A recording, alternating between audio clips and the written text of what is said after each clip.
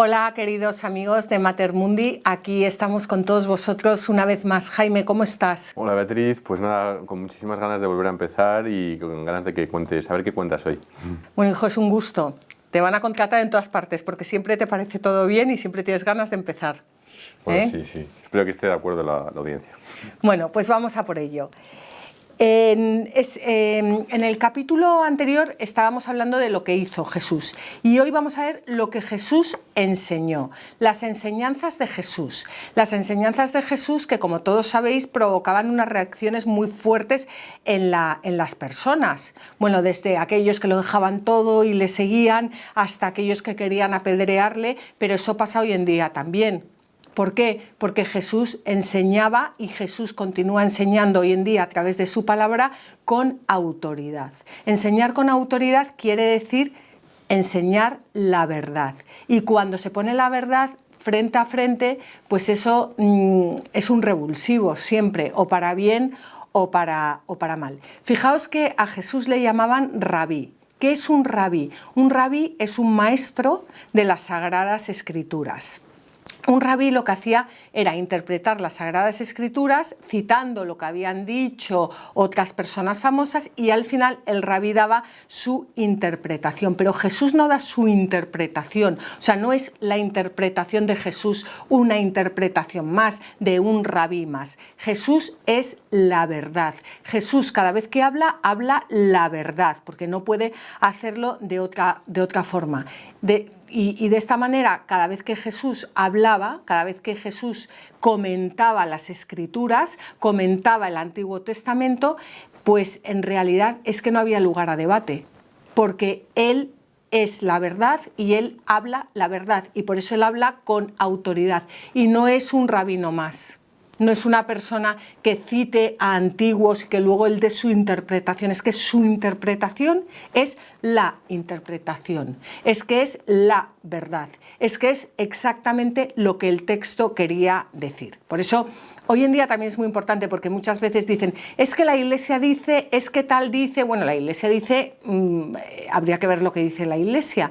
Pero o es que yo he entendido o es que yo pienso, no. O sea, no es ni lo que tú piensas ni lo que yo pienso, es lo que dice nuestro Señor Jesucristo, que es verdad que se guarda es custodiado por la Iglesia, pero no es lo que la Iglesia diga, sino lo que queda en el depósito de la fe.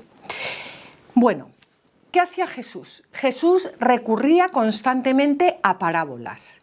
Las parábolas explican enseñanzas importantes. La parábola es una historia, pero no es una historia de extraterrestres ni de marcianos, es una historia de la vida cotidiana, de algo que a nosotros más o menos nos parece, bueno, nos suele pasar, basada en una experiencia cotidiana. ¿Y para qué? Para ilustrar un principio. O sea, la finalidad de la parábola es ilustrar un principio.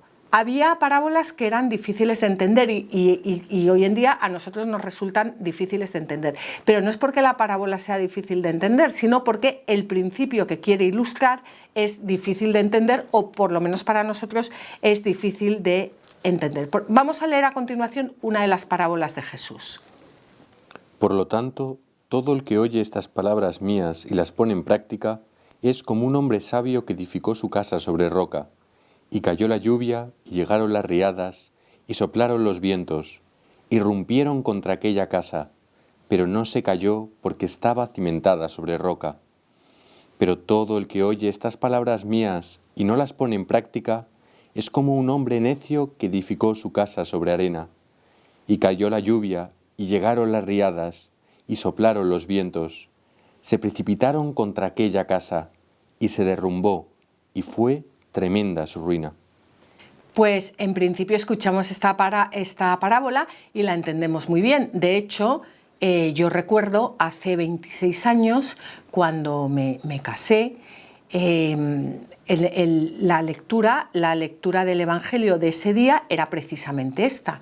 Y bueno, no es que sea difícil de entender, pues que un hombre sabio edifica su casa sobre roca, sobre algo sólido, y el que edifica su casa sobre arena, pues cuando llega la tormenta o tal, o sea, no es complicada de entender. Lo que es complicado de entender es cuál es la verdad de esta parábola.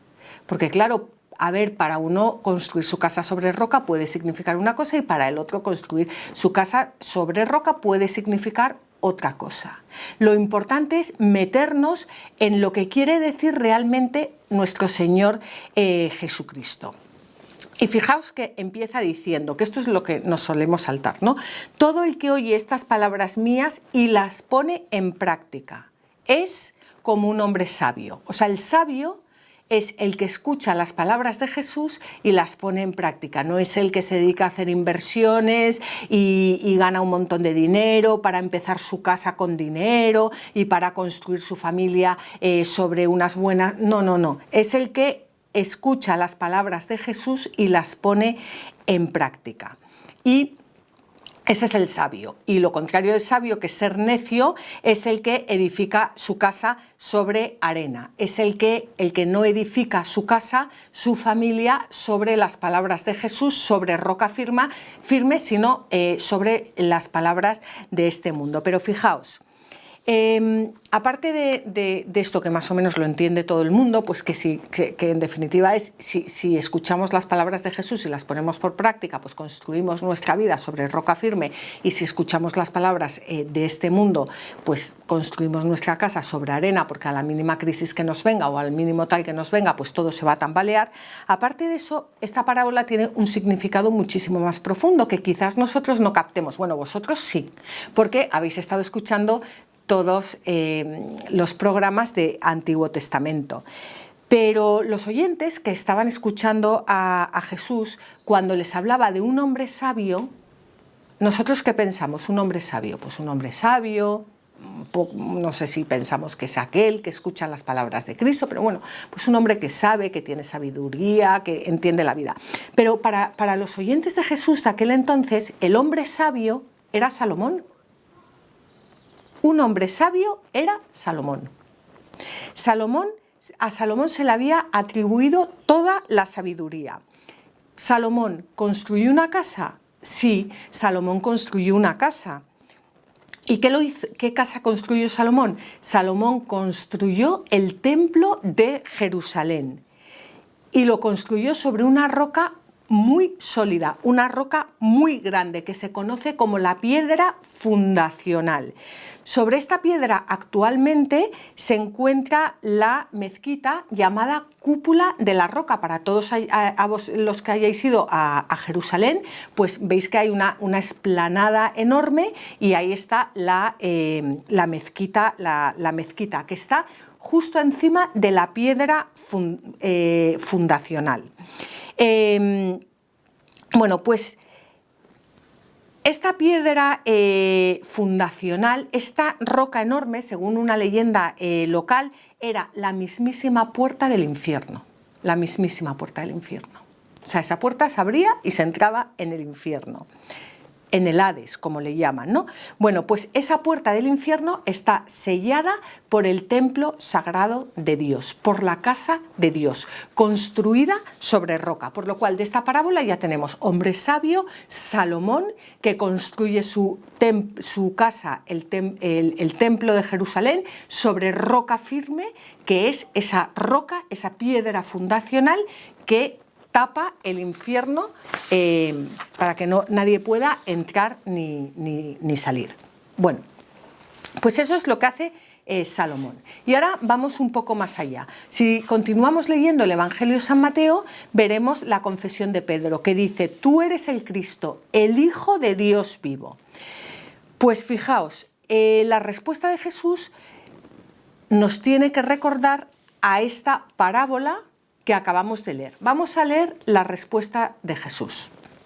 Jesús le respondió: Bienaventurado eres, Simón, hijo de Juan, porque no te ha revelado eso ni la carne ni la sangre, sino mi Padre que está en los cielos. Y yo te digo que tú eres Pedro, y sobre esta piedra edificaré mi iglesia, y las puertas del infierno no prevalecerán contra ella. Fijaos, es que es impresionante. Tú eres Pedro, sobre esta piedra edificaré mi iglesia. Bueno, Pedro, que es el vicario de nuestro Señor Jesucristo en la tierra. Y las puertas del infierno no prevalecerán contra ella. Fijaos, o sea, para un judío de aquella época es que todo esto lo entendía mucho mejor que nosotros. Pues Jesús construye su iglesia sobre roca firme. Jesús es la roca y la construye sobre roca. Jesús mismo es la roca y la construye sobre roca firme, que es Pedro, aquí en este mundo, su vicario.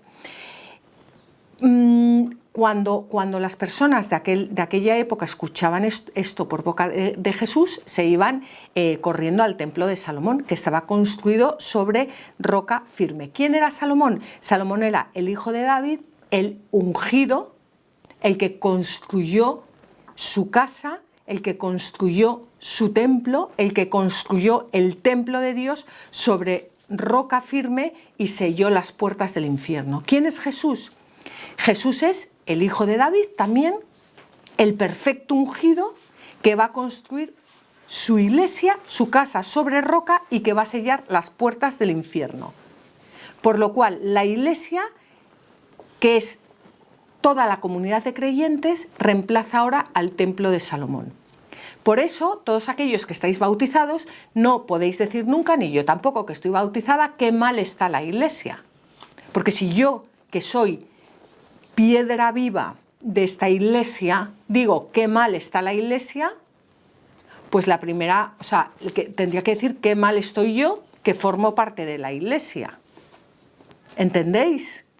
No eso de qué mal está la iglesia como si fuera algo ajeno a nosotros. Es que la iglesia somos cada uno de nosotros. Entonces no es qué mal está la iglesia.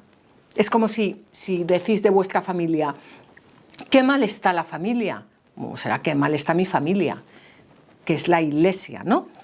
Bueno, pues fijaos cómo profundizando en las Sagradas Escrituras podemos meternos de lleno en lo que en las parábolas de Jesús y en lo que Jesús quería decir, porque si no muchas veces leemos el Evangelio y no nos enteramos mucho de lo que él quería decir. Vamos a leer el Catecismo de la Iglesia Católica, el punto 546.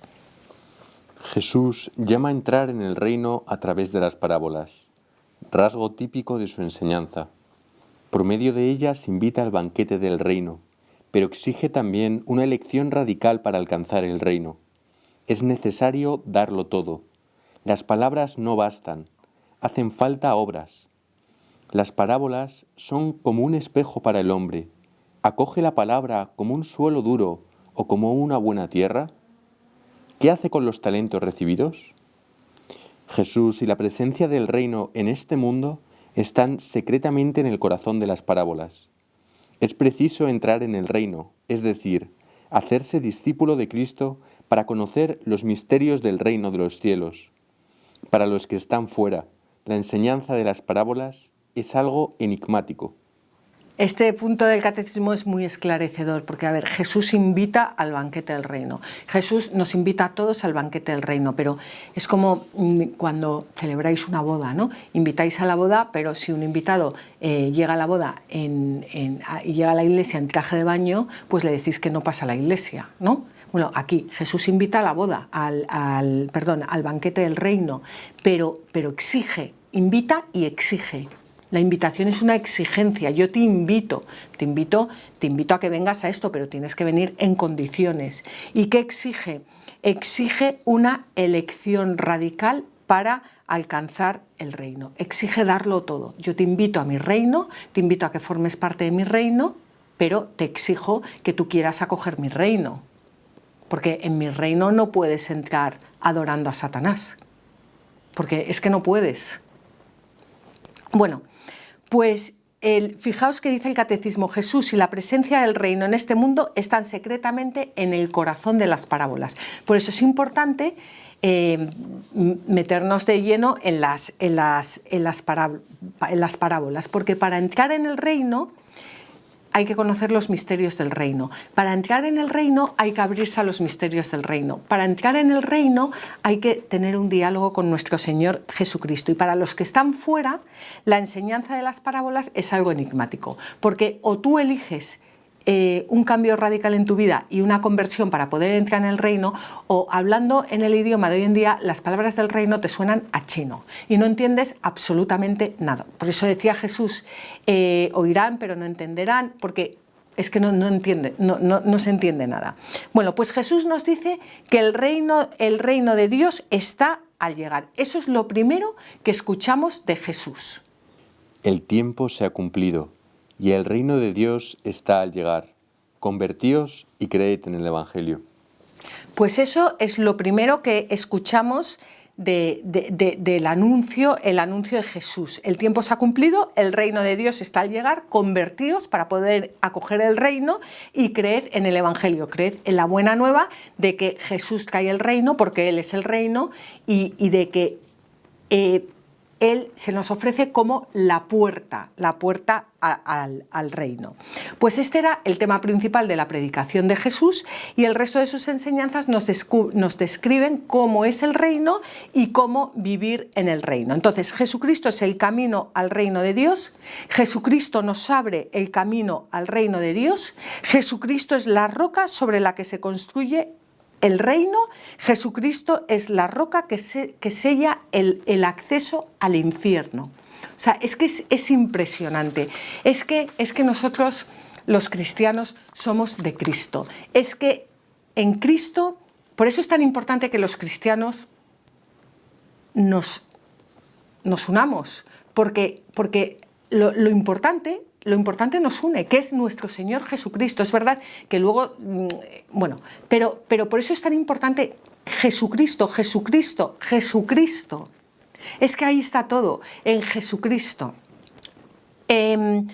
Estas enseñanzas de Cristo son fáciles de escuchar, porque fáciles de escuchar. Lo que son muy difíciles de comprender, de seguir, de entender. Jesús nos hablaba de nacer de lo alto, que había que nacer de lo alto. ¿Os acordáis de Nicodemo? Nicodemo era un fariseo muy conocido, un fariseo, y Nicodemo se acerca a él una noche y le dice: Rabí, sabemos que has venido de parte de Dios como maestro, pues nadie puede hacer los signos que tú haces si Dios no está con él. O sea, y fijaos, para un fariseo que a Cristo le llame Rabí, es que ya hay algo en su corazón que se está tambaleando. Y vamos a ver lo que le contesta Jesús a Nicodemo. En verdad te digo que si uno no nace de nuevo, no puede ver el reino de Dios. Hay que nacer de nuevo. ¿Qué significa nacer de nuevo? Nacer de nuevo tiene, o por lo menos en aquel entonces, dos significados posibles. Volver a nacer, ¿no? Obviamente, nacer de nuevo, pues volver a nacer. O nacer de lo alto. ¿Y qué hace Nicodemo? Nicodemo entiende, porque todavía Jesucristo no había muerto, Jesucristo no había resucitado, todavía no teníamos el bautismo, o sea, todavía Jesucristo estaba trayendo el reino de Dios aquí. Nicodemo entiende pues que hay que volver a nacer. Fijaos lo que le contesta Nicodemo. ¿Cómo puede un hombre nacer siendo viejo? ¿Acaso puede entrar otra vez en el seno de su madre y nacer? Jesús contestó: en verdad te digo que si uno no nace del agua y del Espíritu, no puede entrar en el reino de Dios. Bueno, vamos a ir terminando este capítulo, pero aquí hay algo muy importante ya para además prepararnos para el siguiente, y es que Jesús dice: en verdad te digo que si uno no nace del agua y del Espíritu, no puede entrar en el reino de Dios. Nosotros nacemos obviamente de la carne, ¿no? Cuando ha nacido fulanito, ha nacido menganito, pues obviamente nacemos de la carne, o sea, eso no hay que explicarlo mucho, ¿no? No conozco a nadie que haya nacido de una piedra, o sea, nacemos, todos los humanos nacemos de la carne. Y luego hay otro nacimiento, que es el nacimiento como hijos de Dios, el nacimiento del Espíritu, el nacimiento, nacemos a Dios por el bautismo. Si nosotros nacemos de la carne, si un bebé que nace de la carne uno no la alimenta, ¿qué le pasa? Obviamente que se muere. O sea, nosotros necesitamos constantemente alimentar la carne, no solo con alimentos, sino cuidarla, peinarnos, no sé, vestirnos, cuidar las cosas. Pues con el espíritu pasa lo mismo. Si no alimentamos el espíritu, ¿qué pasa? Que se muere. No es solo nacer de nuevo, no es solo nacer al reino de los cielos, no es solo bautizarte, sino es también ir alimentando ese espíritu como se alimenta la carne y como se cuida la carne, ir cuidando el espíritu para no morir. Así que vamos a dejarlo ahora aquí con nuestro amigo Nicodemo, porque ya es amigo de todos, y yo no sé, Jaime, si tú quieres comentar algo. Sí, mamá, bueno, lo primero de todo, como siempre, darte las gracias por el programa, me ha encantado. Y luego sí que es verdad que bueno, lo he estado pensando mientras lo contabas, Salomón. Es verdad que también cuando Dios le dio a elegir qué quería recibir suyo, pues él no dijo nada sobre riquezas. ¿No? Todo lo que dijo era, bueno, pues no lo recuerdo exactamente, pero un corazón para saber llevar a tu pueblo, algo así. Pero se ve que ya él, desde su comienzo... Sabiduría le pidió. Sabiduría. Ya no quería construir el sobre arena. O sea, las riquezas y todas las cosas del mundo luego se las dio aparte de Dios, pues por su humildad, porque no lo había pedido él. Pero él no las pidió en un principio, ¿no? Entonces ya también construyó ahí sobre roca, ¿no? Eso también Claro, lo que pasa es que es lo que estábamos diciendo ahora. O sea, Salomón le agradó tanto a Dios su petición, que Dios no solo le dio la sabiduría, sino que para poder gobernar a su pueblo, el juicio de Dios, la sabiduría de Dios, el entendimiento de Dios, sino que además le dio las riquezas de este mundo. ¿Qué le pasó a Salomón? A Salomón no le perdieron sus riquezas, que además las utilizó bien, porque las utilizó para construir el templo de Jerusalén sobre roca firme. A Salomón lo que le perdió de verdad, bueno, lo que le pierden a la mayoría de los hombres fueron las mujeres, pero no unas mujeres pías, estupendas y que rezaban, mujeres paganas. ¿Y qué hizo Salomón? Poco a poco fue lo que hemos dicho ahora, no alimentando el espíritu. Eso sí, la carne la había de alimentar, que te mueres, no alimentando el espíritu, y su espíritu fue muriendo. El espíritu de Dios fue muriendo en él, de forma que acabó dando culto a dioses en minúscula, a dioses paganos. Y nosotros somos el ser humano, cada persona es única, o sea, no se puede dividir en 7 personitas. O sea, si adoramos al demonio o si adoramos a dioses paganos, a la vez no podemos adorar a Dios. Por lo tanto, el Espíritu de Dios en nosotros se va retirando o se retira, porque es incompatible. El Espíritu de Dios no puede habitar en nosotros y nosotros estar adorando a dioses paganos, a ídolos o al demonio. Entonces lo que le pasó a Salomón fue exactamente esto.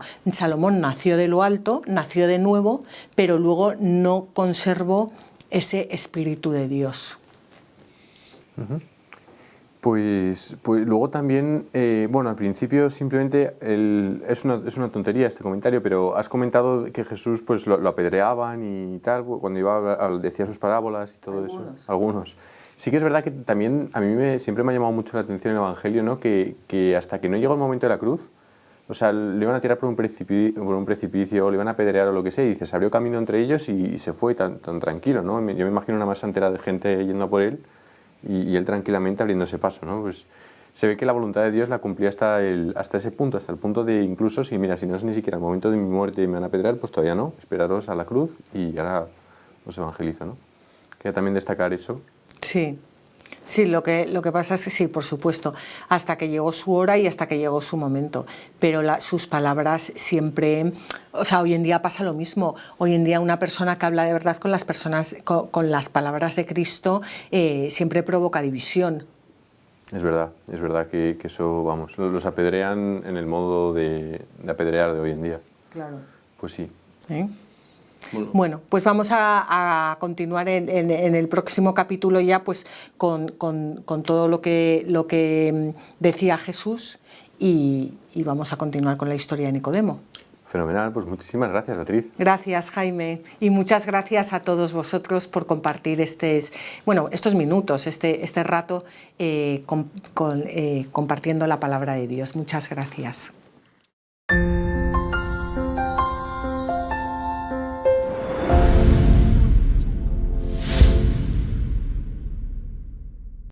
Mater Mundi no es una asociación, Mater Mundi es una familia que se dedica a compartir el Evangelio y las maravillas que Dios ha hecho en la vida de tanta gente. Te lo digo a ti, que ya tienes experiencia del bien tan impresionante que hacen estos vídeos. Cuántas historias de sanación interior, cuántas historias de conversión, cuántas veces tú te has sentido más cerca de Dios gracias a este material que está llegando a tu casa. Por eso te pedimos que nos ayudes a seguir realizando esta tarea de llevar el Evangelio. Aquí abajo aparecen todos los datos a través de los cuales tú puedes seguir colaborando económicamente para que tantos voluntarios de esta asociación, de esta familia de Mater Mundi, puedan seguir trabajando y llevando su Evangelio a todos los rincones. Muchísimas gracias por colaborar con nosotros.